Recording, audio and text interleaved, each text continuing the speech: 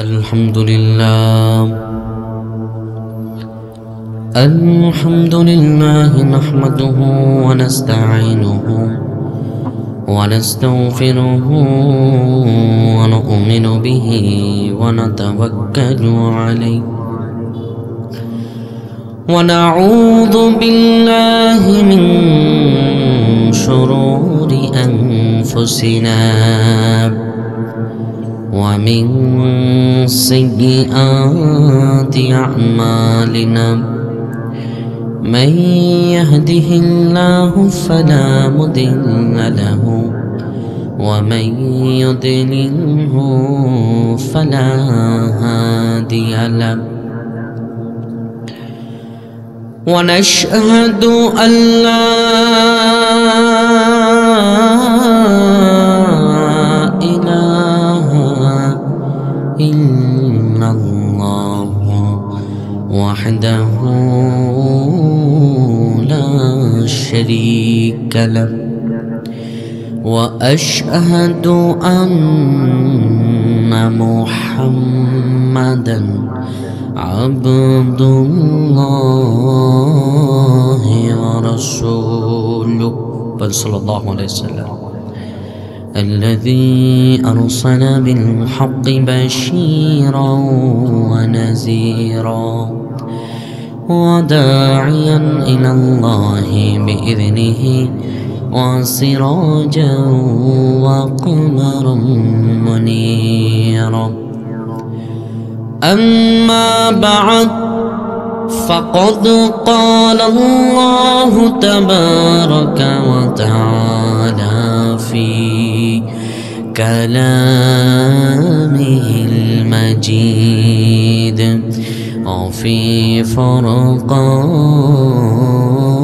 الحميد একটা জবান বন্ধ রাখবেন না জবানটারে খুলে আওয়াজকে সহ্য করে আমার সঙ্গে সকলে গলা মিলিয়ে পড়েন আউযু বিল্লাহি মিনাশ শাইতানির রাজিম বিসমিল্লাহির রাহমানির রাহিম والعصر إن الإنسان لفي خسر إلا الذين آمنوا وعملوا الصالحات وتواصوا بالحق وتواصوا بالصبر صدق الله العظيم صدقه رسوله النبي الكريم إن الله وملائكته يصلون على النبي يا أيها الذين آمنوا صلوا عليه وسلموا تسليما اللهم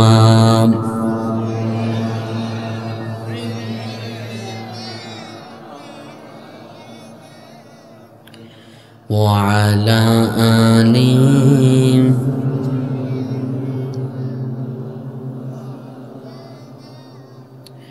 तुम्हारी प्रेमे আমার হৃদয় শুধু কাঁদে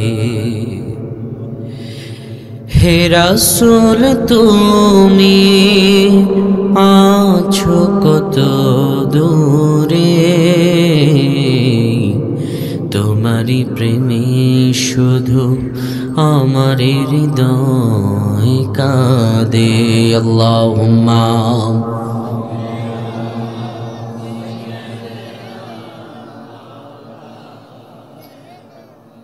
وعلى آل سيدنا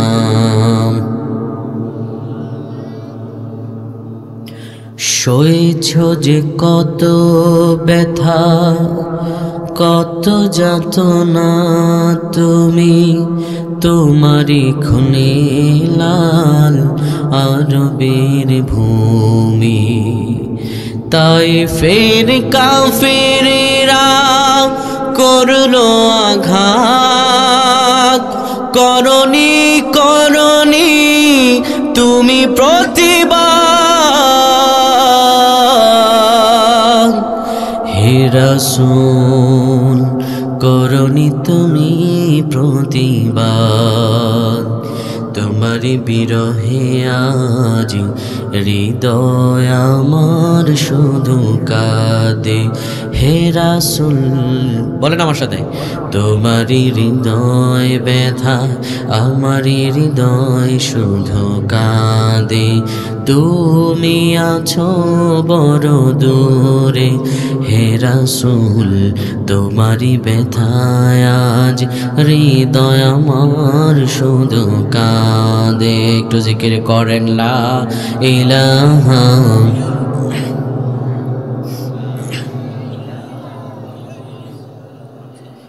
লা ইলাহা ইল্লাল্লাহ, লা ইলাহা লা ইলাহা ইল্লাল্লাহ, লা ইলাহা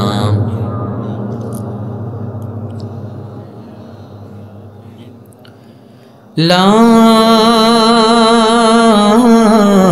ইলাহা ইল্লাল্লাহ মুহাম্মাদুর রাসূলুল্লাহ সাল্লাল্লাহু আলাইহি ওয়াসাল্লাম। তাঁতিপাড়া যুব সমাজ ও আল হজ জুলেখা খাতুন ইসলামিয়া মাদ্রাসার উদ্যোগে আজ ৮ম বার্ষিক তাফসীরুল কোরআন মাহফিল। আজকের মাহফিলের সম্মানিত সভাপতি আল হজ মৌলভী ইব্রাহিম খলিল সাহেব হাফিজাহুল্লাহ ওয়া বারাকাল্লাহু ফিহি। আল্লাহ তাআলা সভাপতি সাহেবের হায়াতে বরকত দান করেন, আমিন আমিন। জোরে কইলেন না কেন? কারণ সভাপতি সাহেবের হায়াতে ২-৪ দিন বেশি যদি বাঁচে আপনার আমার লস আছে নাকি? তাহলে চিল্লায় বলেন আল্লাহুম্মা আমিন। বরঞ্চ বিশ্বনবী মুহাম্মদুর রাসূলুল্লাহ বলেন, তুমি যখন দোয়া করো পাশাপাশি তুমি তোমার মুমিন ভাইয়ের জন্য দোয়া করো। যদি তুমি তোমার মুমিন ভাইয়ের জন্য কল্যাণকর দোয়া করো, আল্লাহ তোমার ওই ভাইকে দেওয়ার আগে তোমাকে দিয়ে দেবেন। আলহামদুলিল্লাহ। সভাপতি সাহেব বোনটা আপনি কি সুন্দর দাড়ি না? আজ থেকে ৫ আগস্টের আগে যারা সভাপতি হিসাবে থাকতো এদের মুখেও মাল নাই, মাথাও মাল নাই। মাঝে মাঝে এদের দেখলে মনে হতো কটবেল। আজকের মাহফিলের সম্মানিত প্রধান অতিথি আল হজ ইসমাইল হোসেন সাহেব, মাশাআল্লাহ সব তো দাঁড়িয়েওয়ালা। আপনারা তো আর ওয়াজের মাঝখানে কোনো বাধা টাধা দেবেন না নাকি? ইনশাআল্লাহ। বিশেষ মুফাসসির হিসাবে আমার পূর্বে কথা বলেছেন হযরত মাওলানা আব্দুল ওয়াদুদ সাহেব হাফিজাহুল্লাহ ওয়া বারাকাল্লাহু ফিহি। আরও কথা বলেছেন আপনাদের এলাকার সুনামধন্য আলেমে দ্বীন হযরত মাওলানা আবুল হাশেম সাহেব মোল্লা সহ। মাহফিল পরিচালনা আছেন জনাব আল হজ হাফিজ মাওলানা আব্দুল মালিক সাহেব সহ যারা বিশেষ অতিথি আছেন, উপস্থিত ওলামায়ে কেরাম, তোলাবায়ে ইলম, আমার সামনে উপবিষ্ট আমার পিতৃতুল্য মুরব্বী বাবারা, আমার সমবয়সী যুবক বন্ধুরা এবং ছোট্ট সোনামণিরা। আওয়াজ যতদূর যাচ্ছে, রাস্তাঘাটে, দোকানপাটে যে যেখান থেকে শুনছেন প্রত্যেককে আমার অন্তরস্থল থেকে সালাম দিচ্ছি। আসসালামু আলাইকুম ওয়া রাহমাতুল্লাহি ওয়া বারাকাতুহু। মহান রব্বে কেরিমের দরবার আল্লাহর প্রশংসা জ্ঞাপন করছি যে রব্বুল ইজ্জত আমাদেরকে কনকনে শৈত্য প্রবাহের মুহূর্তে স্বাভাবিকভাবে মাহফিল শেষে কোন তবরত আছে নাকি? আলহামদুলিল্লাহ। স্বাভাবিকভাবে এখনকার সময় লক্ষ্য করলে দেখা যায় যে তবারত ছাড়া মানুষ তেমন শেষের দিকে থাকে না। আপনারা যে শেষ পর্যন্ত বসে আছেন এটা অনেক পাওয়া। আলহামদুলিল্লাহ। আল্লাহ যে এই কনকনে শৈত্য প্রবাহের মুহূর্তে সকল অলসতাকে কাটিয়ে কোরআনের এই মাহফিলে আসার তৌফিকটুকুন দান করলেন, সে রব্বুল আলামিনের দরবার হৃদয়ের সবটুকুন ভালোবাসা উজাড় করে কালিমাত শুকর আদায় পড়ছি আলহামদুলিল্লাহ। আরও শুকরিয়া ও সুজুদ আদায় করছি সে মহান রব্বুল করিমের দরবার যে আল্লাহ সুবহানাহু ওয়া তাআলা আমাদেরকে কুল কায়নাতের নবী, বিশ্ব মানবতার মুক্তির দূত হুজুরে আকরাম হযরত আহমদ মুহাম্মদ মুস্তাফা সাল্লাল্লাহু আলাইহি ওয়াসাল্লামের উম্মত হিসাবে এই পৃথিবীতে প্রেরণ করেছেন। এজন্য আবারও শুকরগুজার করি পড়ি আলহামদুলিল্লাহ। গলা ছেড়ে আল্লাহর প্রশংসা জ্ঞাপন করছি, সকলে পড়ছি রব্বানা লাকাল হামদ হামদান কাসীরান তাইয়িবান মুবারাকান ফি প্রশংসা করলাম কার? সব সময় প্রশংসা করব কার? বিপদে পড়লে প্রশংসা করব কার? সুখে থাকলে প্রশংসা করব কার? দুঃখে থাকলে প্রশংসা করব কার? অন্যের ক্ষতি করার সময় প্রশংসা করব কার? মানুষের ক্ষতি করা যাবে? তাহলে কেমনে বলেন অন্যের ক্ষতির সময় আল্লাহর প্রশংসা করবে? জোশের বসে হুঁশ হারালে চলবে না। জোশের বসে হুঁশ হারিয়েছি বিদায় আজ মুসলমানদের উপরে কাফের মুশরিকরা রাজত্ব করছে। সুতরাং আমরা জোশের বসে হুঁশ হারাবো না। আপনারা সবাই জেগে আছেন, তাহলে কোনো ঘুমটম নাই? হাত উঠান তো দেখি কার কার ঘুম নাই। হাত উঠাইছেন? আপনাদের কোনো ঘুম নাই? সোজা সিনা টান করে হাত উঠান, ভালো করে হাত উঠান, একটু ঘেটিটার মটকা, একটু আপনার মটকাটা ফুটান। কোনো ঘুম নাই? তাহলে আমি তাকবীর দিচ্ছি, আপনারা রিপিট করবেন, পারবেন তো? হাত নামায়েন না। আমি মুসাফির মানুষ, আমি এত কষ্ট করে আসছি আপনাদের সামনে, জানেন কি কুরবান করে আসছি, বলবো না আপনাদেরকে। যাই হোক, আমি তাহলে তাকবীর দিচ্ছি, রিপিট করেন, লিল্লাহে তাকবীর। আহা, এই লাকসামের মানুষ, আপনারা তো বাঘা মানুষ, কুমিল্লার মানুষ। ওই দিন তারেক বোনার সাহেব ব্যাখ্যা করতেছে কুমিল্লা মানে কুমিল্লা মানে কুমিল্লা, আল্লাহর জন্য দাঁড়িয়ে যাও। তো যাই হোক, আমরা সে ব্যাখ্যায় যাব না। আমাদের কথা হচ্ছে তাকবীর দিবেন এখান থেকে যাতে বাতিলের হৃদয় আত্মা কেঁপে ওঠে। তাহলে তাকবীর, লিল্লাহে তাকবীর। আল কোরআনের আলো। ঘরে তো সারা বছর জ্বালছেন, এবার বলেন সংসদে জ্বালো, কবুল করা মালিককে। আল কোরআনের আলো, আল হাদিসের আলো, কোরআন সুন্নাহ যেইখানে। শেষ পর্যন্ত থাকবেন তো? ওয়াদা দেন, ওয়াদা। আমরা দোয়া না করে কেউ যাব না, ইনশাআল্লাহ। কবুল কই পন আমিন। 1-2 লাগলে দেখা যাবেন, কিন্তু মিথ্যা বলে যদি যান তাহলে বদদোয়া দিব। এই যে 1-2 শুরু হবে আর কিন্তু থামবে না। তাহলে সম্মানিত ভাইয়েরা, আজকের এই মাহফিল আয়োজন যুব সমাজের খুব অ্যাক্টিভলি আমি দেখলাম যে যুবক ছেলেদেরকে, যে কৈশোরিক ছেলেদেরকে, কিশোর ছেলেরা দেখলাম আমাকে গাড়ি থেকে রিসিভ করা থেকে শুরু করে এখান পর্যন্ত আনলো। আল্লাহ তাআলা তাদেরকে গোলাপের পুষ্পের মতো হযরত ইউসুফ আলাইহিস সালামের চরিত্র দান করে সর্বোৎকৃষ্ট মানব হিসাবে তাদের কবুল করুন, আমিন। আসর শব্দের অর্থ হচ্ছে মহাকাল, সময়, টাইম, মহাকাল। এই সময়, এই সূরাটি নাজিল হয়েছে মক্কায়। আসুন এটি নাজিলকৃত বিষয় আমরা একটু জেনে নিই, তাহলে আমাদের আরেকটু কনসেপ্ট ক্লিয়ার হবে। হযরত আমর ইবনে আস রাদিয়াল্লাহু তাআলা আনহু বিশ্বনবী মুহাম্মদুর রাসূলুল্লাহর একজন প্রিয় সাহাবী। তাফসীর ইবনে কাসিরে এসেছে, অধিকাংশ মুফাসসিরগণ বলেন আমার রাসূলুল্লাহ সাল্লাল্লাহু আলাইহি ওয়াসাল্লামের উপর সূরাতুল আসর নাজিল হয় মক্কা নগরীর ইসলামের সর্বপ্রথম যুগে। মক্কা নগরীতে 3টা রাসূলুল্লাহর যুগ, একটা হচ্ছে প্রথম, তারপর হচ্ছে মধ্য, তারপর হচ্ছে সর্বশেষ যুগ। মানে মক্কা এই 3টা যুগ, অর্থাৎ ইসলামের শুরু লগ্ন, মধ্যম লগ্ন এবং শেষ লগ্ন। শেষ লগ্ন বলা হয় যখন রাসূলুল্লাহকে দারুন নাদওয়া থেকে হত্যা করার নির্দেশ দেওয়া হয় আর রাসূলুল্লাহ মক্কা থেকে হিজরত করে মদিনায় যান, ওটা হচ্ছে শেষ যুগ। আর শুরু লগ্নের যুগে নাজিলকৃত সূরা হচ্ছে সূরাতুল আসর। আমর ইবনে আস রাদিয়াল্লাহু তাআলা আনহু তখনও মুসলমান হয় নাই। তার মুসলমান হওয়ার আগে এই সূরাতুল আসর নাজিল হয়। হযরত আমর ইবনে আস রাদিয়াল্লাহু তাআলা আনহু যখন মুসলমান হওয়ার আগ মুহূর্তে রাসূলুল্লাহর উপরে এই সূরা আসর নাজিল হয়, ওই একই সময় মুসাইলামা কাজ্জাব, মিথ্যা নবুয়ত দাবিদার একজন মুসাইলামা কাজ্জাব নামে এক লোক, যে নিজেকে মিথ্যা নবী দাবি করত, ওই ব্যক্তির আবির্ভাব ঘটে। ওই ব্যক্তি আমর ইবনে আসকে ডেকে বললে, ও আমর ইবনে আস, তোমাকে আমি প্রশ্ন করতে চাই, তোমার বন্ধু মুহাম্মদুর রাসূলুল্লাহর উপরে কি নাজিল হয়েছে? আমার উপরে তো আল্লাহ একটি আয়াত নাজিল করেছে, তোমার বন্ধুর উপর কি নাজিল হয়েছে? আমর ইবনে আস ডেকে বলল, ও মুসাইলামা, তুমি তো মিথ্যাবাদী। শোনো, রাসূলুল্লাহ সাল্লাল্লাহু আলাইহি ওয়াসাল্লামের উপরে ছোট্ট একটি সূরা নাজিল হয়েছে, কিন্তু এই সূরাটার মর্তবা অনেক বেশি গুরুত্বপূর্ণ। সূরাটি হলো আসর, অর্থাৎ সময়।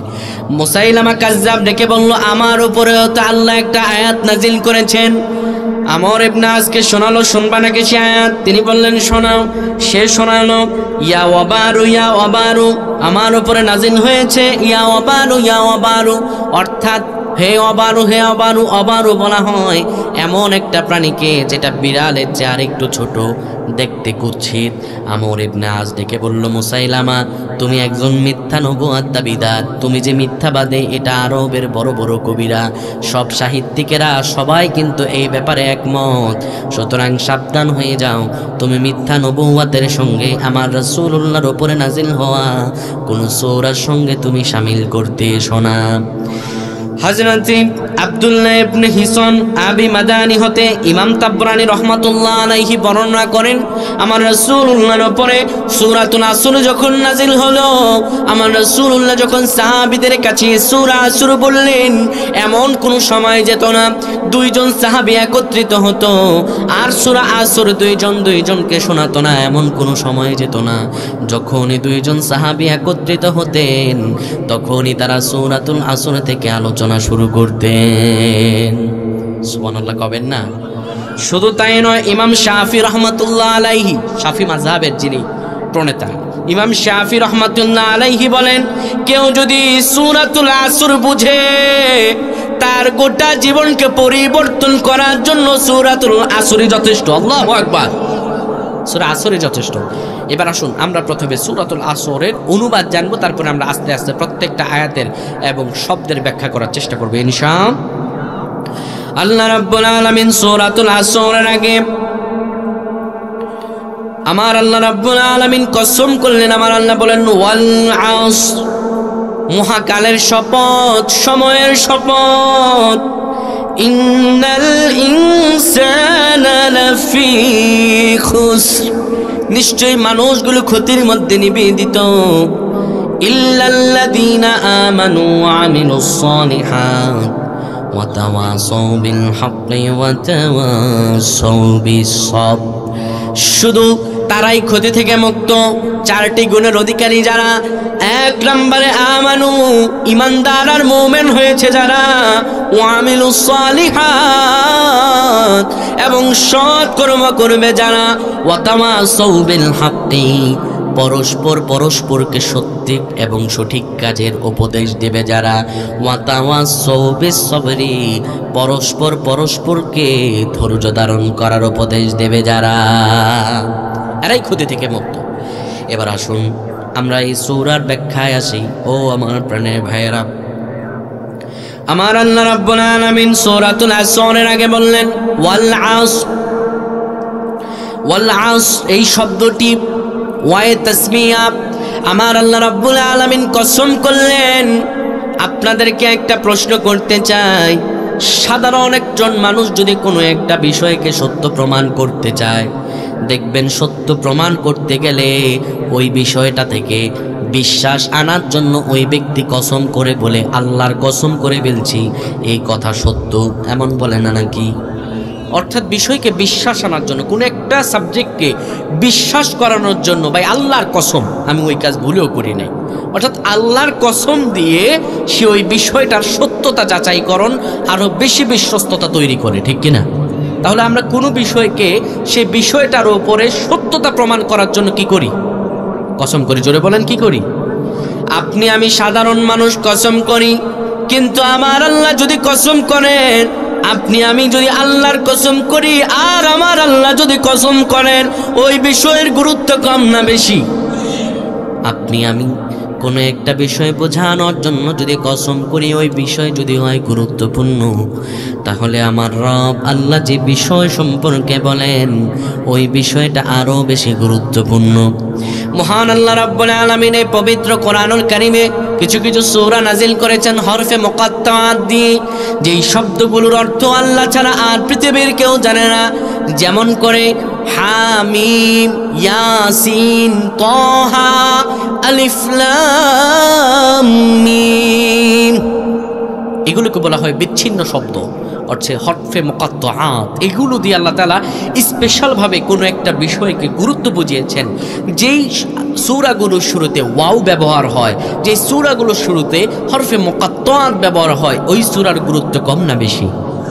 যেমন করে আমার আল্লাহ তাআলা সূরাতুল বাকারার শুরুতে বলেন আলিফ লাম মিম যালিকাল কিতাবু লা রাইবা ফীহি হুদাল লিল মুত্তাকিন। মুত্তাকিন। আমার আল্লাহ রাব্বুল আলামিন এমনি যা বলেন তা গুরুত্বপূর্ণ, কিন্তু আমার রব যদি কোনো শব্দের মধ্যে, আমার আল্লাহ যদি কোনো শব্দের মধ্যে হরফে মুকাত্তাত বলেন আরো বেশি গুরুত্বপূর্ণ। সূরা বাকারার শুরুতে আমার আল্লাহ আলিফ লাম মিম বলার পরে বলেন যালিকাল কিতাব লা রাইবা ফি, এটি এমন একটা কিতাব যার মধ্যে সন্দেহের অবকাশ নাই। অবকাশ বুঝেন? সুযোগ নাই, সন্দেহের ভুল আছে তো অনেক দূরের কথা, ভুল থাকতে পারে এর কোনো সন্দেহের অবকাশ নেই। আল্লাহু আকবার। বুঝেন আপনারা? আমার আল্লাহ রাব্বুল আলামিন কোরআনকে স্পষ্ট এবং পবিত্র এবং পরিশুদ্ধ, কোনো ভুল নাই, এটা বললেন কে? আপনার আমার মাঝে ভুল থাকতে পারে, আপনার আমার আচরণে কোনো কিছু ভুল হতে পারে। কোরআন পড়তে গিয়ে যদি দেখি আমার কোনো আচরণ বিধি ভুল, তাহলে কি আমি আমার আচরণকে পাল্টাবো নাকি কোরআনকে পাল্টাবো? জোরে বলেন, কি পাল্টাবো? আমি যদি দেখি আমার মায়ের মধ্যে ভুল, প্রয়োজনে আমি আমার মায়ের কথার অবাধ্য হব, তাও কোরআনের কথার অবাধ্য হব। আমি যদি দেখি আমার কোরআনের মধ্যে আমার বাবার কোনো আদর্শে ভুল, আমি প্রয়োজনে আমার বাবার সেই কথাকে, আমার বাবার আদর্শকে বাদ দিব, তাও কোরআনকে আমি বাদ দিব। কারণ আমার আল্লাহ বলেন যালিকাল কিতাব লা রাইবা ফি, এই কিতাবে ভুল থাকতে পারে, এটারও কোনো সন্দেহের অবকাশ নাই। তাহলে আমার বাবার আদর্শ যদি আমার কোরআনের সঙ্গে না মিলে, আমার বাবার আদর্শ বাতিল। প্রয়োজনে যদি কোরআনের কোনো আদর্শের সঙ্গে আমার নেতার আদর্শ না মিলে, প্রয়োজনে নেতাকে বাদ দিয়ে দিব, তারপরে কোরআনকে বাদ দেয়া যাবে। প্রয়োজনে পৃথিবীর সব কিছু বাদ দিয়ে দিব, তা আল্লাহর কোরআনের একটি আয়াতের বিরুদ্ধাচরণ করব না।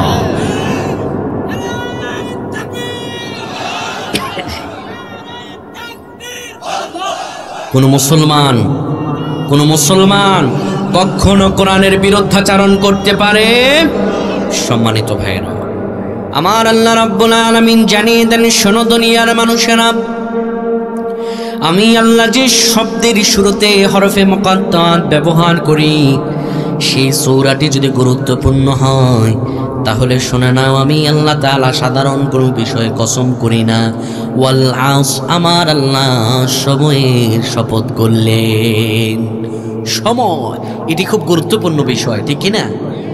ইংরেজিতে একটা প্রবাদ বাক্য, time is tide, wait for none. সময় ও স্রোত কারোর জন্য বসে থাকে। হযরত আলী রাদিয়াল্লাহু তাআলা আনহু বলেন, সময় হচ্ছে একটা করাতের মতো।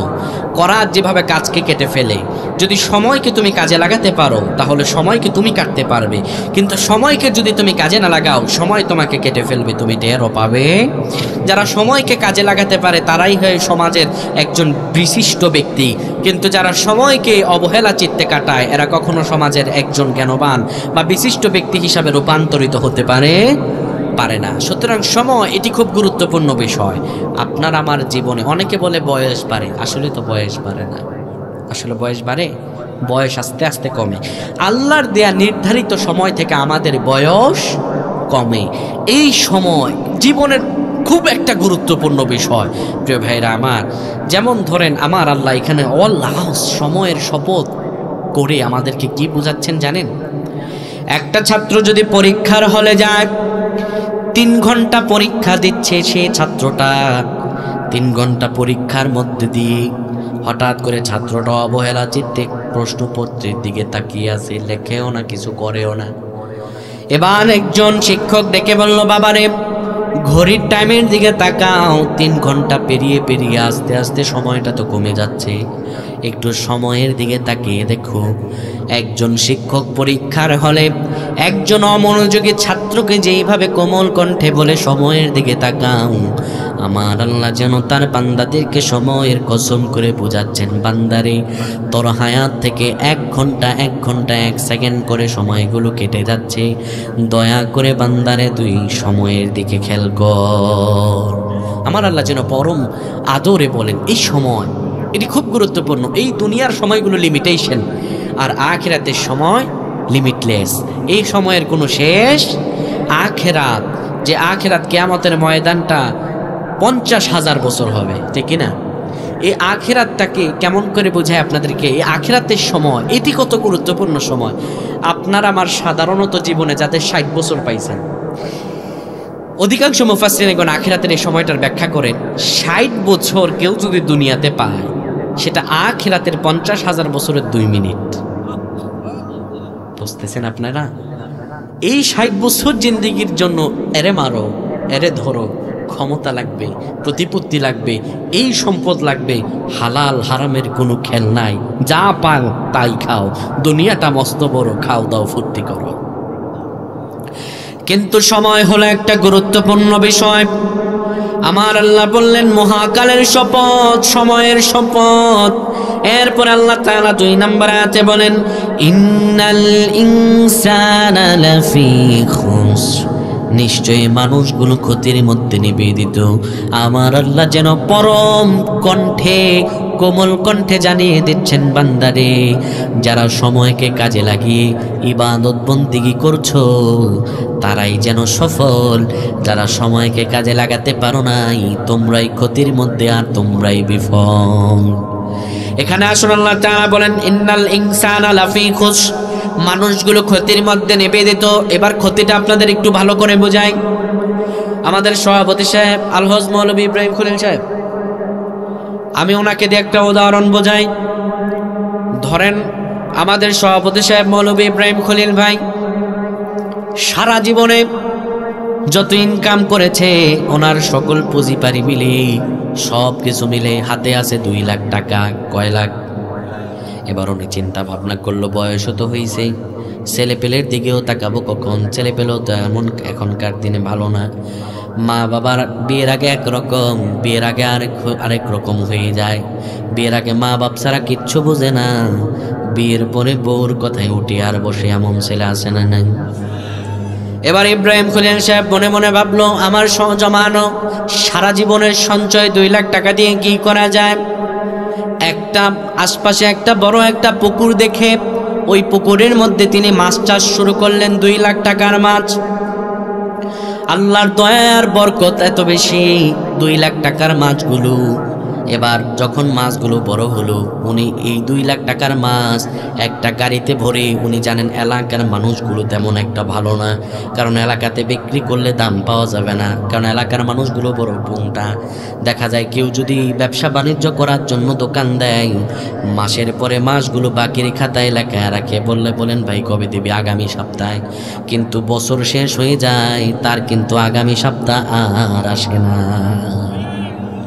ইব্রাহিম খলিল সাহেব ভাবলেন না এ মাছ এলাকাতে বিক্রি করা যাবে না, একটা বড় ট্রাক ভাড়া করলেন, মাছ বিক্রি করতে হবে যাত্রাবাড়িতে। সকালবেলা যাত্রাবাড়িতে বিশাল বড় মাছের আড়ত হয়। ক্ষতিটা বোঝাচ্ছে আপনাদেরকে।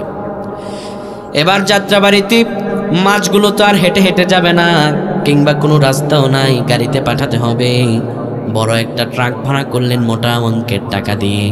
এবার ওই ট্রাকের ভিতরে সব মাছগুলো উঠাইয়া দিলেন। এবার মাছগুলো চলে গেল যাত্রাবাড়ির আড়তে। আল্লাহর অসীম দয়ায় ইব্রাহিম খলিল সাহেব মাছগুলো বিক্রি করে 2 লাখ টাকার জায়গায় 4 লাখ টাকা পেলেন। এবার বলেন তো দেখি ওনার পুঁজি কত? 2 লাখ, লাখ কত, মোট হয়েছে কত? 4 লাখ টাকা পেয়ে তার খুশি আর ধরে না। এখানে মিলাদ পড়ায়, ওখানে দোয়া করায়, কত খুশি, আকাশে বাতাসে সব খুশির জোয়ার। মনে মনে ভাবলেন 2 লাখ টাকার মাছ যদি আরো 2 লাখ টাকা লাভ হয়, সুতরাং 4 লাখ টাকা কেন আমি একা খাবো? 4 লাখ টাকার মাছগুলো আমি বিক্রি করি, 4 লাখ টাকা দিয়ে আমি একটা টাকাও অপচয় করবো না, 4 লাখ টাকা দিয়ে আবার মাছ চাষ করবো। 4 লাখ টাকা দিয়ে আবার তিনি মাছ চাষ করলেন। আল্লাহর অসীম কৃপায় আবার মাছে অনেক বরকত হলো। গাড়ি একটা মোটা অঙ্কের টাকা দিয়ে ভাড়া করলেন। এবার গাড়ির ভিতরে সব মাছগুলো দিলেন। গাড়িগুলো আবার যাত্রাবাড়িতে নিয়ে সব মাছগুলো বিক্রি করে ফেললো। সব মাছগুলো বিক্রি করার পরে এবার 4 লাখ টাকায় ওনার লাভ হলো আরো 6 লাখ, মোট হলো 10 লাখ। কয় লাখ পুঁজি? মেন পুঁজি কয় লাখ, আর সর্বসা করলে লাভ কয় লাখ? মোট হয়েছে কয় লাখ? এবার 10 লাখ টাকা পেয়ে মনে আরো বড় খুশি। উনি এবার হিসাব করতে লাগলেন, মাছ তো ধরি, এখান থেকে যাত্রাবাড়ি প্রায় 100 কিলোর কাছাকাছি। সুতরাং 100 কিলোরও বেশি। এখান থেকে আমি যে মাছগুলো পাঠাই, সুতরাং এত কিলোমিটার দৌড়ে যে গাড়িটা নিয়ে যায় আবার আসে, গাড়িতে বিশাল একটা অঙ্ক পড়ে যায়। আমার যদি একটা গাড়ি থাকে, ওই গাড়িটা আমার মাছগুলো ফ্রিতে নিয়ে যাবে, এবং যখন মাছ বিক্রি করতে পারবো না, এই গাড়িটা আমি অন্য খাতেও কাজে লাগিয়ে ব্যবসা উন্নয়ন করতে পারবো। ওনার মাথায় বুদ্ধি আসার পরে এবার উনি 5 লাখ টাকা দিয়ে গাড়ি কিনছে, বাকি আছে কয় লাখ? এবার বাকি 5 লাখ দিয়ে মাছগুলো চাষ করা শুরু করলো।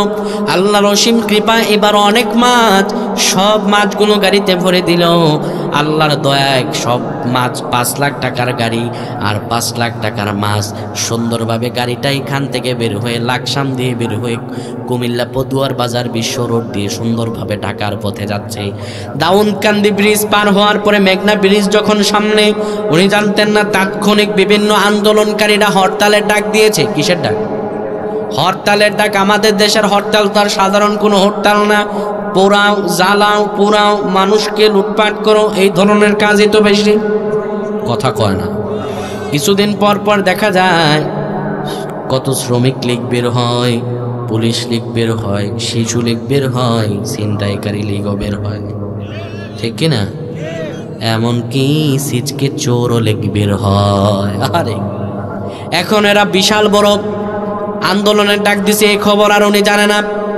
বলেন তো দেখি, আমাদের ইব্রাহিম খলিল সাহেবের পুঁজি কই, আল্লাহ কই? সব গাড়িতে। কোথায়? সব গাড়িতে। এবার গাড়ি যখন মেঘনা ব্রিজের কাছাকাছি, আন্দোলনকারীরা জ্বালাও পোড়াও বলে গাড়ির সামনে আসলো। ড্রাইভার বলতেছে, চাচা আপন জীবন বাঁচা, ওর মাছের জন্য কি আমি আমার জীবন দিয়ে দেব নাকি? আস্তে করে টপাক করে গাড়ির দরজা খুলে সুন্দর মতো বেচারা দিছে, দেউ লঙ্গি থাকুক আর না থাকুক। এবার আন্দোলনকারীরা গাড়ির কাছে এসে বলতেছে, গাড়ি একটা না পোড়াইলে হয় না, যেহেতু কেউই নাই পোড়াই দে। গাড়ির মধ্যে গোটা পেট্রোল ঢেলে, কেরোসিন ঢেলে আগুন লাগিয়ে দিয়েছে। গোটা গাড়ির মাছগুলো শেষ, গাড়িও শেষ। বলেন তো দেখি, এতদিনের সাধনার ফল, সব পুঁজি আর লাভ এই গাড়ির মধ্যে। ওনার যে ক্ষতিটা হলো, এটা কি পোষানের মতো ক্ষতি নাকি? গাড়িও নাই, মাছও নাই, যা কিছু পুঁজি আর লাভ সবগুলোই শেষ। আমার আল্লাহ বলেন, ইন্নাল ইনসানা লাফি খুসর। যারা সময়ের মূল্য দিবা না, যারা মুমিন হবে না, যারা ঈমান আনবা না, তোমাদের লাভও শেষ, পুঁজিও শেষ। ইব্রাহিম খলিল সাহেবের আন্দোলনকারীরা আগুনে পুড়ায় যেমন করে তার লাভ পুঁজিও শেষ করে দিল। যারা ঈমান আনবে না, যারা নিজেদেরকে মুমিন বানাবে না, আমার আল্লাহ বলেন, ইন্নাল ইনসানা লাফি খুসর। মানুষগুলো তেমন করে ক্ষতি ক্ষতি ক্ষতি। আমরা জান্নাতের মানুষ, আমাদের কথা ছিল হাসতে হাসতে জান্নাতে যাওয়া, কিন্তু নিজের মাঝে গুনাহবলি অর্জন করতে না পারায় যেমন করে ইব্রাহিম সাহেবের লাভও নাই, ক্ষতিও নাই, তেমন করে গাড়িও পুড়ে যায়। যারা নিজেদেরকে মুমিন বানাতে পারবে না, এরা কবরে যাবে পুড়ে পুড়ে, জাহান্নামের আগুনে ছাই হবে, জান্নাত তো কেউ দেখবে না। এটাই হলো ক্ষতি। এটাই কি? আমার আল্লাহ রাব্বুল আলামিন এই ক্ষতিটার ব্যাপারেই বোঝাচ্ছেন বান্দারে। ক্ষতি মানে সেটা নয় যেটা পুষিয়ে নেওয়া যায়, ক্ষতি হলো সেটা যেটা পোষানো যায় না। রাসূলুল্লাহর উপরে যখন এই আয়াতে কারিমা নাযিল হলো, গোটা মক্কা নগরীতে সাহাবীদের কান্নার রোল পড়ে গেল। একজন সাহাবী আরেকজনের দিকে তাকিয়ে কান্দে, আহারে আমার আল্লাহ যে কি ক্ষতির কথা বলেছেন। আমার আল্লাহ তখন বলেন নাই কারা ক্ষতি থেকে মুক্ত।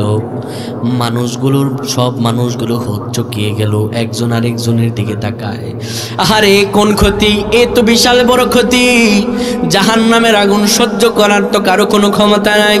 একজন আরেকজনের দিকে তাকায়। আমার আল্লাহ রাব্বুল আলামিন তখনই তাদের সান্ত্বনা দিলেন, শোনো, ইল্লাল্লাযীনা আমানু ওয়া আমিলুস সালিহাতি ওয়া তাওয়াসাউ বিল হাক্কি ওয়া তাওয়াসাউ বিস সাবর। শোনো, তারাই ক্ষতি থেকে মুক্তি, তারাই ক্ষতি থেকে